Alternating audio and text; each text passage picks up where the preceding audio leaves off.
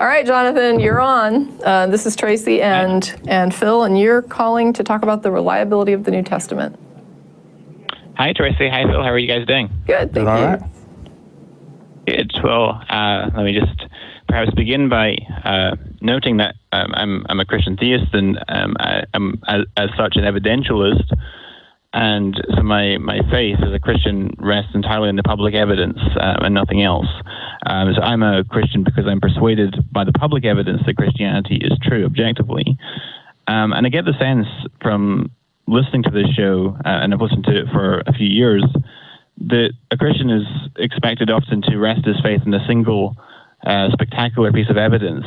But in my experience of investigating the case for Christianity, the evidence for the faith is cumulative in nature, right? So it's, and by that I mean that it rests upon a network of different lines of evidence, each of which would be insufficient if taken on their own, but which, when taken together, amounts to sufficient justification for believing Christianity to be true. Would you say that's a fair approach? I think, yes. I mean, if ultimately it is conclusive, or what we would generally consider as conclusive, when you get to the end of it, just like building a case in a courtroom, I would say that yes, you can introduce different pieces of evidence that all come to the same, that point to the same thing. Except that I would hope that if we're talking about resting our lives on something, we could do better than a courtroom. Right. So I'm not claiming certainty or 100% confidence. I mean, I'm claiming surety beyond reasonable doubt, and I think that's the best that we can do when it comes to evaluating and investigating evidence. Right? Do we apply that? Yeah. If you're saying that is kind of the best thing you've got, like the idea that you're talking on the phone to me falls under that definition, then sure. Right. So I'm sure beyond reasonable doubt that the external world exists and that the world wasn't created 5 minutes ago. Okay. If that's our bar, okay. Mm-hmm. And then there's also other things which you could say are slightly lower than that, but I'm still sure beyond reasonable doubt, such as, for example, that Julius Caesar was assassinated in the Forum, or that Julius Caesar crossed the Rubicon, or that Alexander the Great existed, or what have you. So there's things which are supported by such a substantial body of evidence. Yeah, when we get into history, I get a little fuzzier, but I, at the same time, kind of defer to historians. Mm-hmm. So to illustrate kind of the accumulative case approach to arguing for the truth of Christianity, we could consider how we might argue for the substantial reliability of the New Testament. Are you familiar with the concept of undesigned coincidences? I would think that a coincidence by definition would be undesigned. Right. Well, I mean, the way that I'm using that concept, the expression here, and that phraseology is not original with me. That was coined by William Paley, the famous Christian philosopher. Basically, it's when you have multiple sources which recount an event, and they interlock in a way that's unexpected if one source is borrowing from the other, or both are copying from a common source, or the story is being made up wholesale. So typically what you'll have is a source which will raise a question in the mind of the audience, which is answered in passing in an incidental and unintended fashion by another source. And so it provides evidence for the veracity of that account. Does that make sense? I'm sorry, wait. Not sure if I followed that too much. Perhaps it's best explained by giving an example. May I give an example? Sure. So, for example, in John chapter 6, this is in the Gospel of John chapter 6, okay. You have the setup for the feeding of the 5,000 miracle. And in verse 5, we read about Jesus lifting up his eyes then and seeing that a large crowd was coming toward him. Jesus said to Philip, "Where are we to buy bread so this people may eat?" And so it raises the question in the audience's mind, well, why does Jesus turn to Philip here on this occasion? Philip's a fairly minor character in the New Testament narrative, so why not turn to, say, Judas Iscariot, who had the money bag, or someone like that? Why Philip in particular? If we look over at John 12, which is 6 chapters removed from this narrative in John 6. In John 12, we learn in a different context that Philip is from a certain town called Bethsaida. Whereas we learn in Luke's account of the feeding of the 5,000, in Luke chapter 9, that actually the event of the feeding of the 5,000 takes place in Bethsaida. And so then by putting together Luke 9 with John 6 with John 12, we have a cogent explanation for why Jesus turns to Philip in John 6:5, because Philip's a local guy, he knows what these shops are to buy bread. But Luke does not mention him conversing with Philip, it just speaks of him talking to the disciples. So that seems to corroborate the reliability of the account. Except that we don't know the conversation ever even happened. Right, but this is an argument for this conversation having happened. Right, but I'm saying, though, that if you have Gospels that are written, you're talking about using a Gospel to back up another Gospel? Mm-hmm. And I guess some of the Gospels are reliant on other Gospels. Right, but when you have... So, for example... I think maybe we can cut this short, because, I mean... We know that the New Testament has interpolations, right? We know that there are sections that have been added and altered. And that's not disputed, is it? I mean, are we going to dispute that, or are you good that, the ending of Mark, for example, is like an addition? The adulterous woman story was put in later.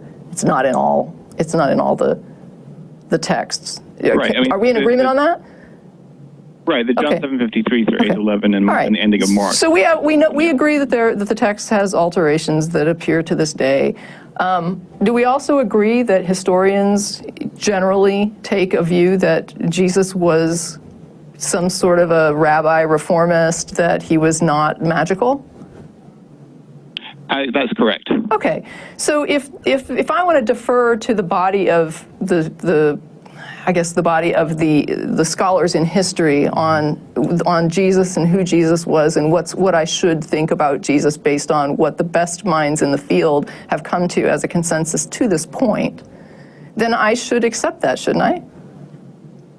Well, for me, I want to know whether the scholarly consensus was reached on sound arguments and evidences. And as I look at the evidence that resulted in those consensuses, I don't find them compelling. Do you believe that Jesus existed? Oh yeah, absolutely. Why? But not because of the scholarly consensus, although the scholarly consensus does affirm that, but because of the evidence, right? So we have now I have a friend who says that the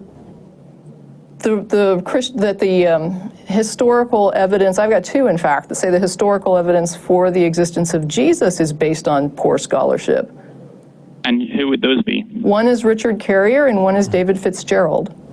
I have debated Richard Carrier, and I've had David Fitzgerald on a webinar that I run and conversed with him as well. Then you know that they would take that same position. I guess for me, the idea is, do I accept the argument of a theist on the phone, or do I accept the consensus of historians? And for me, when it comes to history, I'm fine saying let's let the historical scholars hash this out. I don't really know why there should be an exception to somebody's pet religion to bend historical consensus and say, well, let's just say that these scholars just don't know what they're talking about in this instance. Well, I mean... you can go through it point by point, but so can Richard Carrier, and he can make his case for why Jesus never existed and those historians are not right.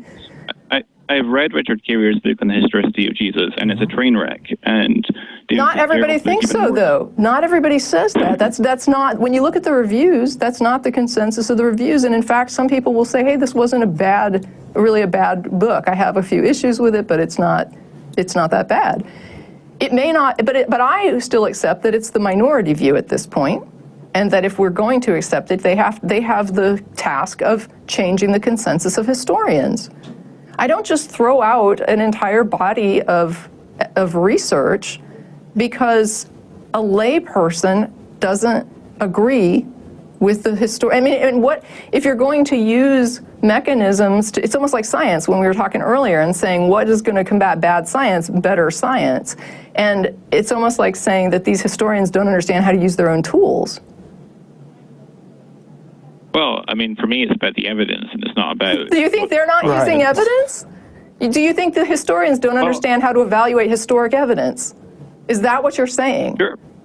Sure. I'm competent to evaluate these arguments for myself and look into these evidence. Yeah, you can evaluate it for yourself if you want, and people can evaluate the evidence for 9/11 and come to the conclusion that the official story is just a load of hogwash, and we didn't ever go to the moon, and the Earth is flat. But what I'm saying is, ultimately, I have to look at who is trained, who has access to the evidence, to the best evidence, who has the best minds in the field, who has the best capacity to evaluate it, understands these tools, developed these tools, right? And ultimately, they don't agree with what you're saying. I don't know how else to put it. You can sit and talk about it on the phone if you want. You're welcome to post it at our blog, but you're not going to change my mind by having a conversation where I understand historians basically say you're wrong. And that's not how we settle the discussion. I mean, this is a discussion. This is a TV show about right, but have it with a historian. Right, that's the actual audience you talking to me is not what matters. What I'm saying is there's a body of research that has dealt with this question, and they have come up with an answer that is not what you're saying. And if you want to change my mind, you need to change their minds.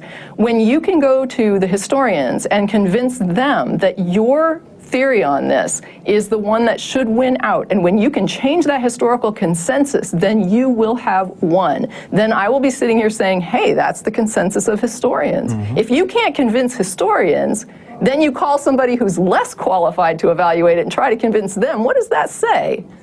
Really, is that even an honest way to approach it? If you think you have the better argument, put it to the people you need to change in order to change people's minds. That's the honest way to do it. What is the point of running this show if you're only going to tell callers that they have to defer to people who agree with you? No, I'm not saying people who agree with me. I'm saying I'm deferring to expertise in this case, right? And I can defer to expertise as well, so I can bring up my scholars who agree with me. Right, but it's not the consensus. Anybody, it's like we were talking about the bell curve earlier, where you can get fringe on either side, and that's fine. But when you're talking about the research, it's about a consensus. What you're basically doing when you call this show is saying, I can't convince the people who know about this, so I'm going to call somebody who knows less, and I'm going to try to convince them. Right? Because that's less of a challenge to you. But if you really want people to believe what you are saying is correct, then my question to you is, why have you not been changing the minds of these historians? Why are you not writing to these journals? Why aren't you publishing in historic journals? Why aren't you telling these people that their theories are wrong and posting this for peer review, to be criticized by people who actually understand this evidence, to show that you actually have a good argument? Because you're giving it to people who can't evaluate it as well, and you think that's a good way to get it under the radar, because that is a dishonest way to do it. You know what should be done, but you're not doing it. People are doing that. I mean, take, for example, Craig Keener's 4-volume commentaries. Good for them. Then they're doing it the right way. Why don't you take their cue? Well, I intend to. Thank you. Cool. All right. And so that's going to be a wrap. That was our last caller.